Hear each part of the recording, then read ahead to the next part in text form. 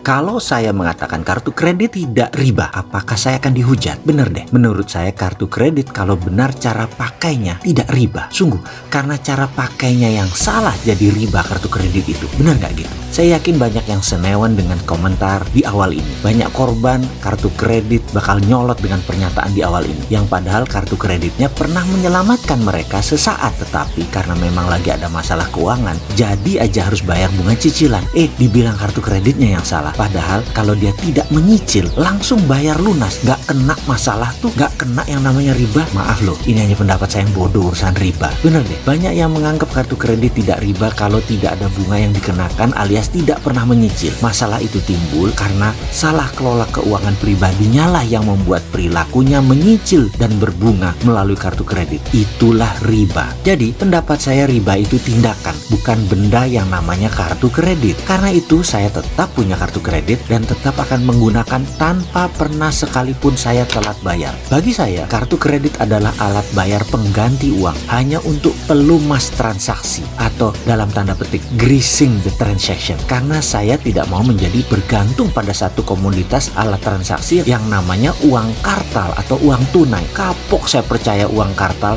secara mutlak. Mending e-money, mending digital money yang saya pakai. Saya harus mempunyai banyak sistem pembayaran, baik payment gateway dunia maya maupun dunia nyata. Terlepas dari makin ajaibnya dunia pembayaran, saya harus tetap belajar dan tetap ingin tahu lebih dalam lagi. Saya lapar informasi agar saya mendapatkan penggunaan non-cash kartu ini tidak diriba-ribain terus. Salah satunya ketika saya berkesempatan datang ke sebuah museum di Swedia 2 tahun yang lalu. Sebenarnya malu sih saya menceritakan hal ini. Saya ini punya idola. Mungkin karena berselera Nora atau mungkin katro kali ya. Bayangkan, saya ini mengidolakan grup musik yang namanya ABBA. Grup musik asal Swedia. Lagu-lagu mereka, Chiquitita, Fernando, Take a Chance on Me, I Do, I Have a Dream, sering menjadi gumaman saya dalam bersenandung. Nora kan ya, zaman begini masih nyanyi lagu ABBA. Kemana aja lu, Sontoloyo? Karena yang namanya ngefans, ya bertandanglah saya menyempatkan ke Swedia, ke museum ABBA yang baru diluncurkan tahun 2013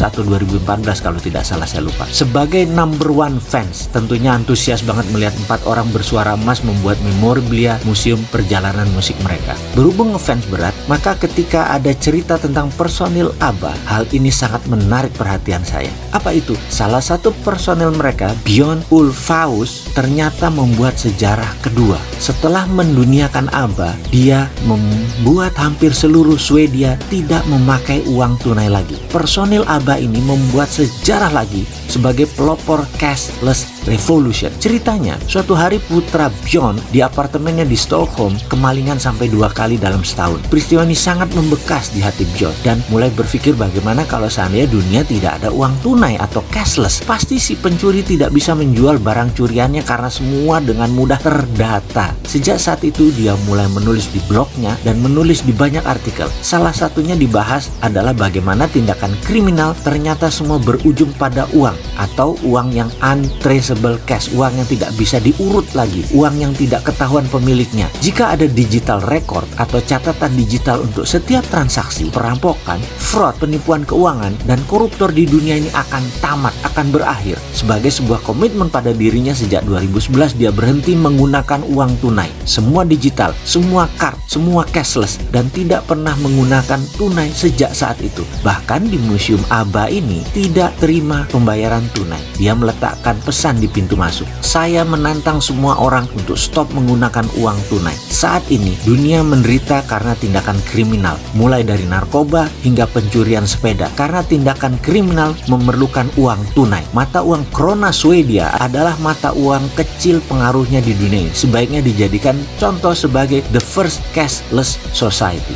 Tertanda John. Luar biasa hal ini direspon dengan baik di Swedia. Semua menukar tunai dengan digital dan dengan kartu. Di puncaknya, Bank Swedia atau Swedish Bank menciptakan aplikasi cashless app app yang bernama Swish. Per saat ini, Swedia revolusi cashless-nya hampir lengkap. Dari data statistik uang tunai dan koin, hanya menggunakan 2% dari setiap transaksi di perekonomian Swedia. Hanya 20% transaksi di pasar Swedia yang menggunakan uang tunai. Sementara dibandingkan seluruh dunia, 75% masih menggunakan uang tunai. Apa yang terjadi selanjutnya? Angka kriminal perampokan turun hingga 70% di Swedia. Bahkan pembobol bank hanya terjadi satu kali, yaitu di tahun 2015 di seluruh Swedia. Ada sebuah anomali menarik di Swedia. Swedia adalah negara pertama di dunia mencetak uang di tahun 1661 dan sepertinya Swedia menjadi negara pertama juga di dunia yang stop menggunakan uang tunai. Dan kesuksesan Swedia sekarang diikuti Denmark, Norway, Finland, dan sudah tercatat hanya 6% transaksinya menggunakan tunai.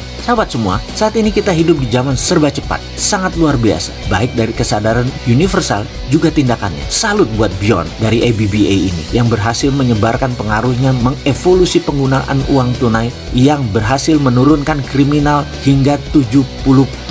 Ingat lagu dia yang diciptakan tahun 70-an, dia mengumandangkan lagu Money Money Money. Lalu Bjorn mengubah lagi versi 2. Kalau Bjorn bisa merubah dunia, sesungguhnya para sahabat juga bisa. Ditunggu kontribusinya untuk tidak menggunakan tunai. Jangan tempe seperti si Sontoloyo ini.